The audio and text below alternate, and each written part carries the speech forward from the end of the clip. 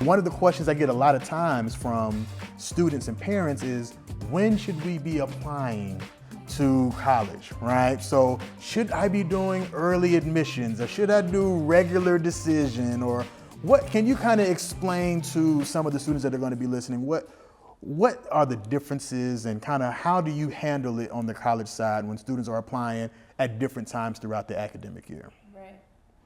Well, part of it is students are going to hate hearing this again, but this is where the research comes in. So understanding, first of all, what is early decision versus early action versus regular decision versus rolling versus open. You know, there's it's a lot of definitions. I even forget something as you run through. I'm like, what? We'll talk. Yeah, it's a lot. And I think, first of all, you know, you brought up a point in students talking about just the pressures. We have to remember that too. Yeah.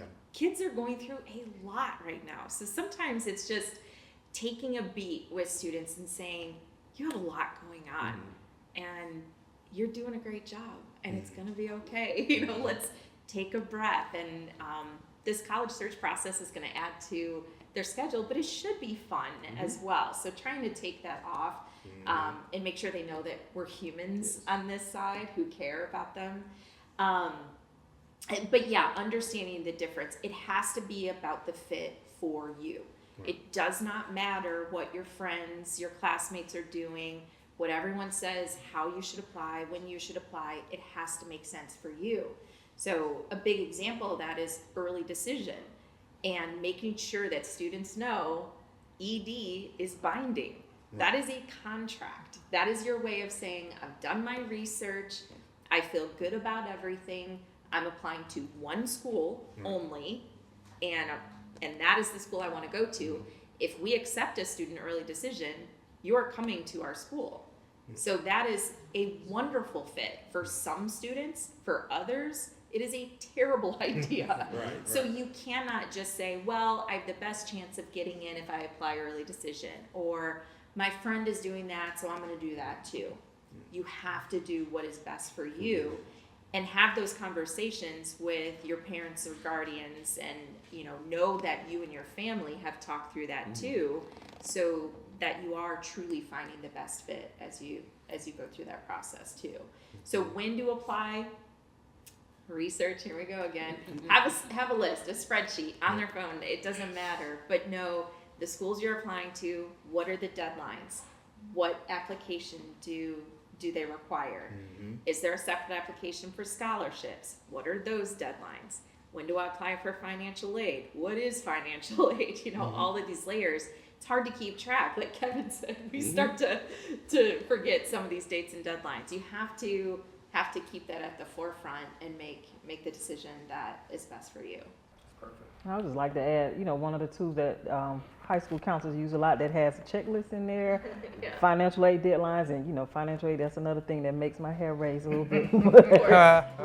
This message is for my parents and my students. The FAFSA is just a free application for federal student aid. And oftentimes it is the first step in the qualification process for merit-based financial aid and scholarships. So please understand that it's just a free application to see what you may qualify for, to help in the process of figuring out how you're going to pay for college. Turns even grayer, but Georgia Futures, we live by that. Put it on your refrigerator, put it on a sticky note, live by it. Even students, once they get familiar with how to navigate through that website, even the parents, it helps out tremendously. So that's been like my go-to, so they can understand the lingo and, where if I can't get it from here, I can definitely go here and find it for myself. So. And many states do have some type of version of a Georgia Futures, right? We have to just find out, wherever that family may be, what kind of educational opportunities and tools that state education department provides. And students they also have to utilize their village, because as Jim mentioned, you have the calendars and everything. If you put it on a Google Doc, you don't have to be in it alone. You all can be, as students, they can be updating that document as a whole and keep each other on track with those reminders that can be set out to everybody. So utilizing your village, because there's always going to be somebody who's on it, who's super early. There's always going to be that last minute person. But, it just helps, and I think it helps keep students motivated. So you don't have to go through it alone. Utilize the village. As a college counselor, I know you all always think we're in competition with one another, but as you see, Jen helps me out tremendously. So making sure that we're all relying on one another will go a long way. So use your resources, use your village the same way I do. And guess what? High schools and colleges use social media too. We send out updates. Check your email, but then how many times high schools and colleges, we're posting that. We're posting reminders. Follow that. Just pay attention to that and build that into your list. And we're trying to help. You just have to let us be there to help you. So all right. So it sounds like we're getting a lot of things, right? So it's, make sure you're watching what you're doing. It's not just about your GPA and your test scores, right? There's a holistic approach that a lot of colleges are using, right? And I'm hearing, on your side, on the high school side is, hey, there are tools available for you to take advantage of, just take advantage of them, right? Free tools for you and your parents to take that process, right? So, okay, well, that makes sense. Those are good tips and suggestions for these families who are going to be watching this and taking on their next steps in life in preparing for college, okay? One of the big things, at least one of the big conversations I have with students and parents is, should I take dual enrollment classes or should I take AP courses?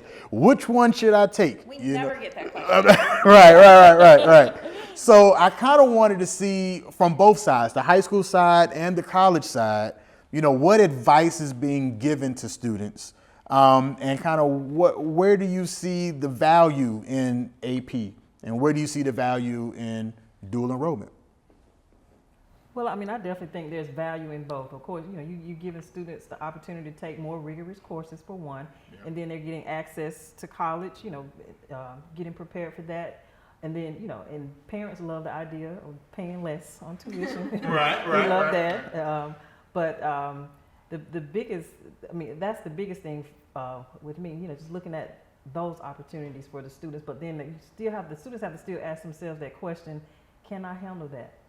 Am I that, do I want, sometimes it may require students, I may not be able to do this activity or, can I handle being a top athlete and AP and dual enrollment? Can some students do that? Absolutely. But can I handle that? Right. Not can my parent handle it? Can my mom, my dad, whoever that, sometimes the village, it's okay to push and encourage, but is this something that I want? At the end of the day, they have to do it. So, it's layers to it.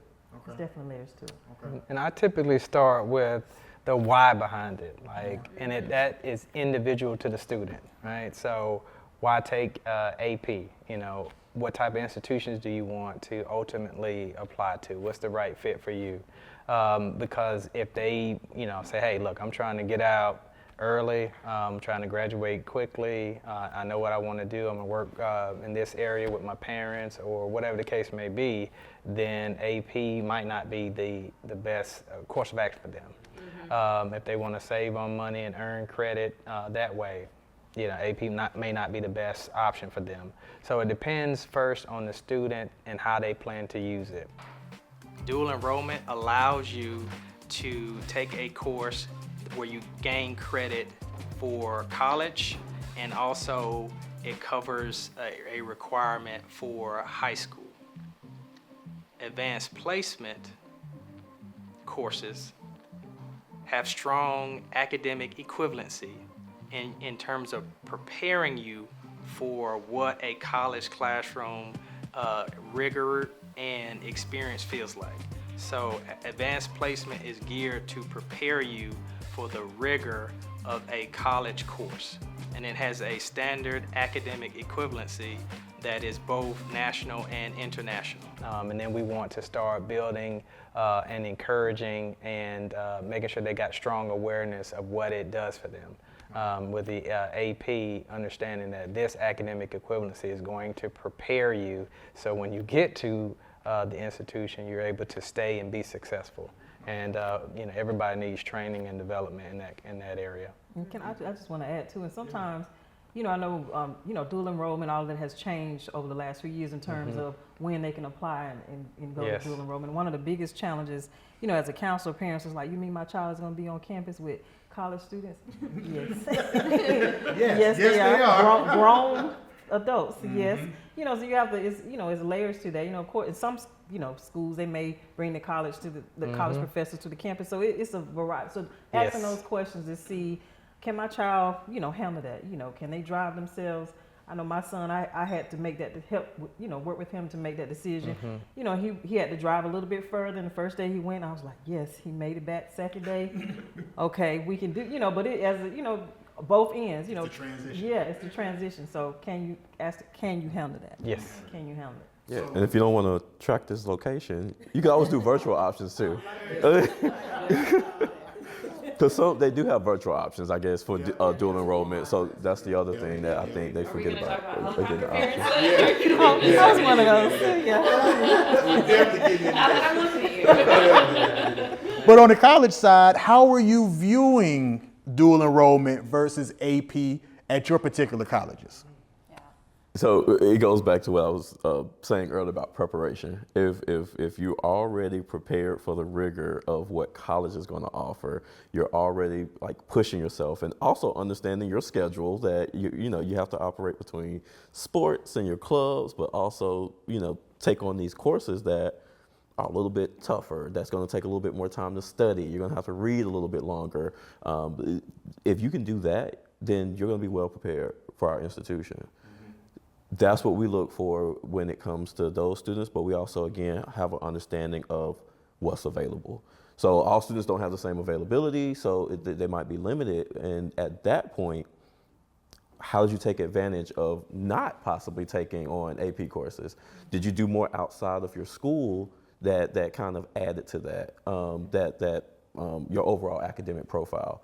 But also, again, technology, we would hope that students would take advantage of YouTube or anything where you can be self-taught. So we have many students that want to possibly go into a computer science program. And with the computer science program, it's not taught at all, schools, Java and Python and all this, but it's on YouTube, and that works for us. So again, just even knowing that, like, oh, I could get my credit from YouTube. Absolutely. Well, you don't get credit. But it looks good. Yes. So again, Resume, yes, credit. yes. So just expanding on again what's available to you and taking advantage of it, because it also just it shows that you're a leader, that you're gonna step outside of your comfort zone in order to make sure that you can get to your goal. So that it touches other points as well, not just that you're prepared there, but what you're doing matters. So we want to see your logic, how you're thinking, and if students do that, they stand out. I mean, step one is access. What do students have access to? So, talking about questions we get a lot. Well, how many AP classes do I have to take to be admitted to our schools, right? The minimum. The right? minimum. What is the minimum number I have to take? Well, that we don't have an answer for that, because if we said you have to have 10, and then a student applies from a high school that has no AP classes, they're not admissible? No, of course. It's all, it has to be about what is available to you first. So on the college side, we have to make sure that we are in tune with that. Yes. We have to make sure that we are starting there, square one. What does the student have access to? Then we get into, okay, well, you had access to this, but you chose to do this. Talk to me. Why? Why did you make those decisions? How did you supplement? Yes. If you didn't have access to certain things, but you found other opportunities, great, tell us about that. So it has to start there. Then it has to be about what makes sense for you. There are certain subjects, we all have them, where we could maybe handle AP or dual enrollment in certain subjects, and others, you will not find me near them. Right? Chemistry. We all have that subject that comes to mind right away. Right. Students have to know that that is okay. We are not looking for perfection. It doesn't exist. There's not a perfect college. There's not a perfect student. There's not a perfect human. Right. You have to do what makes sense for you. So what you have access to, what are your strengths? If you have an idea of what you want to study, push yourselves to take some of those upper level classes within that pathway that you know that us on the college side are going to be looking for, it has to make sense for you. So there's not going to be a blanket answer. It just has to make sense for you. It makes sense, right? So it seems like, you know, high school and college, it just depends on what the student, who the student is, what they're looking to do, right? And what college they may be, you know, interested in. And also where they're coming from, you know? Right. So understanding that you might have limitations. Right. And we understand that. Right, right. So that's the good thing. I'm glad you said that, because a lot of times students will put colleges in a box, and you know there's no human element to, you know, their admissions process or their recruitment process, and so that's really good to hear that it's not just, you know, a box that you put into that I can't do this, I can't do that, or I have to be this, I have to be that. There really are some opportunities to actually have conversations with the college recruiter or the admissions personnel about that. You mentioned CTA, you mentioned career pathways, you mentioned some pathways. Yeah, I want to do. Right, I saw you. You mentioned pathways, right? So many of the high schools are offering all or some of the CTAE pathways that you could take advantage of through a district. Let's talk about CTAE. What has that been like for you at your districts that you're in?